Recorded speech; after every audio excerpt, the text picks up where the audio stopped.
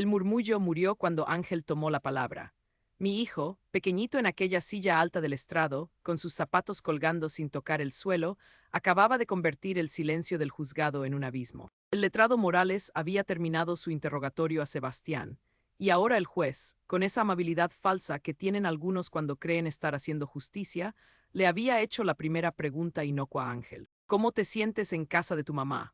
Yo contuve la respiración, mis uñas se clavaron en las palmas de mis manos, y esperé la respuesta ensayada, la desafe que habíamos practicado en la sala de espera oliendo a desinfectante. Bien, iba a decir, estoy bien, pero la voz que salió de su garganta, esa vocecita que aún no ha encontrado su tono definitivo, sonó clara y distinta en toda la sala. No, señor juez. No estoy bien en ninguna de las dos casas, pero en la de papá hay algo que no encaja. Mi corazón dejó de latir un segundo y luego empezó a golpear contra mis costillas como un pájaro prisionero. ¿Qué demonios estaba pasando? ¿Habíamos ensayado esto? No, él nunca había dicho esa parte. Miré a mi abogada, a la jueza, a la cara de piedra de mi exmarido, a las sonrisas tensas de su hermana Isabel y de su madre, doña Soledad, sentadas detrás de él. Y luego volví a mirar a mi niño. Sus ojos, esos ojos grandes y marrones que siempre han visto demasiado, no estaban en el juez. Estaban en mí, y continuó con una calma que me aterrorizó y me enorgulleció a la vez. Papá y la tía Isabel me dicen mentiras sobre Alicia.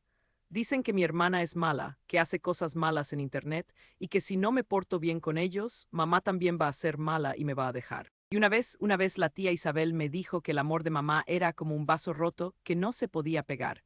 Un silencio atronador, espeso, cayó sobre todos. Ni el roce de la ropa, ni el suspiro del aire acondicionado. Solo ese vacío sonoro que llenaba la mentira deshilachada que mi hijo acababa de exponer ante 10 adultos. Vi cómo Sebastián se removía en su asiento, como la sonrisa de Isabel se congelaba en una mueca de pánico. Doña Soledad apretó su rosario con fuerza. Yo sentí que el suelo se abría bajo mis pies, pero por primera vez en años no era para caer.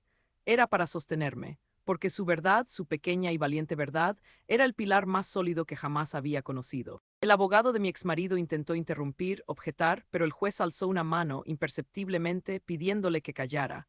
Ángel no había terminado. Bajó la vista un momento, como si recogiera las palabras que le quedaban en el fondo del alma, y las soltó en un hilo de voz que, a pesar de todo, sonó fuerte. Papá dice que si hablo de esto, van a quitaros a todos y que yo seré el culpable. Pero no podía callarme más. Lo siento, mamá. Mis ojos se llenaron de lágrimas calientes y saladas, pero no las limpié. Quería que él las viera, eran de orgullo, no de pena. El juez asintió lentamente, con una gravedad nueva en su rostro. Gracias, Ángel, has sido muy valiente, puedes bajar. Mi hijo se deslizó de la silla con torpeza, sus cortos pies tocando el suelo. Y mientras pasaba junto a la mesa de su padre, sin mirarlo, su caminito lo llevó a mi lado. Yo me incliné, mi rostro a la altura del suyo, y él, en ese instante, con los ojos vidriosos pero firme, me susurró tan cerca que solo yo pude oírlo, rozando mi oreja con su aliento caliente. Te quiero, mamá. Fue un murmullo, una sentencia, un abrazo y un perdón todo en una. En ese preciso segundo, con su mano pequeña rozando la mía, supe con una certeza absoluta que lo habíamos logrado. Que su voz, esa voz que acababa de temblar y brillar en la sala fría, era el arma más poderosa del mundo. No importaba ya lo que dictara el juez en su medida cautelar. Ángel había hablado. Y el mundo, nuestro mundo, ya no sería el mismo. La jueza pidió un receso. Mientras todos se levantaban en murmullos y papeles, yo solo podía mirar a mi hijo, aferrado a mi brazo, sintiendo cómo su pequeño corazón latía junto al mío, a 1000 por hora. Había dicho la verdad, y ahora, el silencio que folló era el silencio de todo lo que está por venir. El murmullo del juzgado se desvaneció cuando salimos al pasillo. Mi mano seguía firme sobre el hombro de Ángel, quien caminaba con pasos lentos, como si el suelo fuera de cristal. ¿Te duele algo, cariño?, pregunté, y él negó con la cabeza, pero sus dedos apretaban con fuerza el oso de peluche que siempre lleva consigo. No era el peso físico lo que lo agobiaba, sino el peso de sus palabras, que ahora flotaban en el aire como fantasmas incómodos. Me recuerdo en la sala de espera, justo antes de entrar. El olor a desinfectante se mezclaba con el miedo. Hijo, ¿estás seguro?, le pregunté, y en sus ojos no viésemos solo el reflejo de las luces fluorescentes, sino un mar de dudas. Abrazó a su osito con las dos manos, como si fuera su único ancla. Mamá, en casa hay algo que no encaja, y si yo no lo digo, nadie lo sabrá, perdón por hacerte sufrir. Esa disculpa, tan madura para un niño de 8 años, me partió el alma y me dio el último empujón para no darme por vencida. Ahora, camino hacia el ascensor, pienso en cómo Sebastián siempre encontraba formas sutiles de manipular. Recuerdo cómo, hace unos meses, Ángel llegó del colegio muy preocupado. Papá dice que mamá está muy triste porque su negocio no funciona bien, me había dicho. ¿Qué demonios estaba haciendo mi exmarido? Con ayuda de mi abogada reconstruimos los fragmentos. Sebastián había montado esa startup fantasma que llamaba Imagigen, pero lo peor no era el dinero perdido. Era cómo usaba a los niños como peones en su juego. Les repetía que yo era inestable, que Alicia, mi hija adolescente, era una influencer sin valores. Era una intoxicación sistemática de sus mentes, como si les inyectara ven poco a poco. La jueza nos dio la custodia principal, pero eso no significaba el final de la batalla.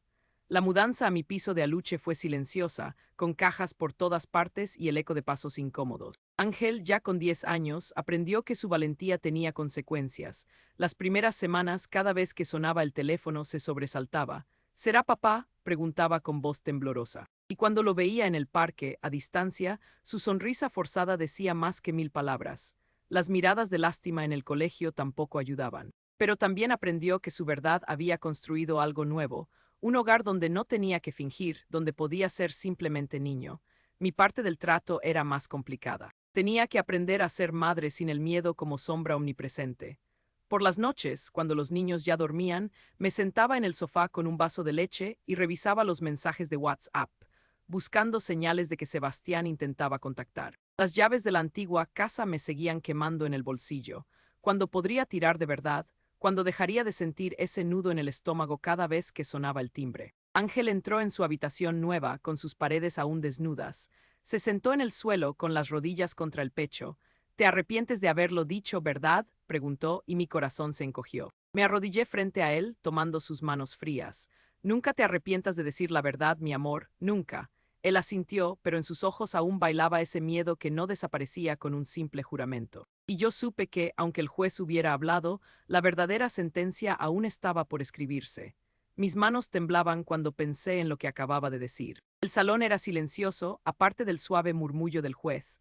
Soy yo sentado con el corazón en uno de mis pechos, mirando a Ángel entrar. Su voz era suave pero fuerte, y al verlo sentí una cosa que no podía nominar, el peso de una verdad que aún no había terminado de ser reconocida.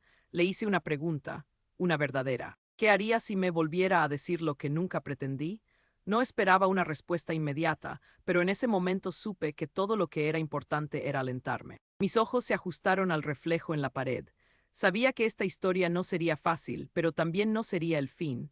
Ángel, con esas manos seguras, comenzó a hablar como si cada palabra fuera un paso hacia algo grande. Y mientras ecoaban sus palabras, sentí que el miedo se desvanecía, reemplazado por algo más sordeable, el alivio de que, aunque fuera pequeño, no era solo el mío.